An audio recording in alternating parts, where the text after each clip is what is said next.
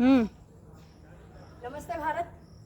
आज हम लोग पिछले 3 दिनों से जिम कॉर्बेट उत्तराखंड नैनीताल में थे और इस 3 दिनों में हमने ज़बरदस्त SOS ट्रेनिंग ली, जिसमें बहुत सारे बड़े बड़े लीडर, बड़े बड़े दिग्गज आए हमको। उन्होंने बहुत कुछ सिखाया कि हम डायरेक्ट सेलिंग इंडस्ट्री के अंदर कैसे सक्सेस हो सकते हैं, डायरेक्ट सेलिंग इंडस्ट्री के क्या रूल्स हैं, क्या कानून्स हैं, क्या एथिक्स हैं। आज भारत के अंदर सबसे बड़ी कंपनी, सबसे बेहतरीन कंपनी, डायरेक्ट सेलिंग इंडस्ट्री के अंदर वर्ल्ड रिकॉर्ड बनाने वाली कंपनी एस्क्लेपियस वेलनेस के पार्ट है। मैं बहुत सौभाग्यशाली अपने आप को समझती हूँ कि मैं एस्क्लेपियस वेलनेस की पार्ट हूँ।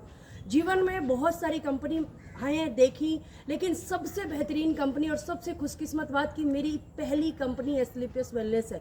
और इस एस्क्लेपियस वेलनेस में जो एजुकेशन सिस्टम है वो बहुत ही ज़बरदस्त एजुकेशन सिस्टम है।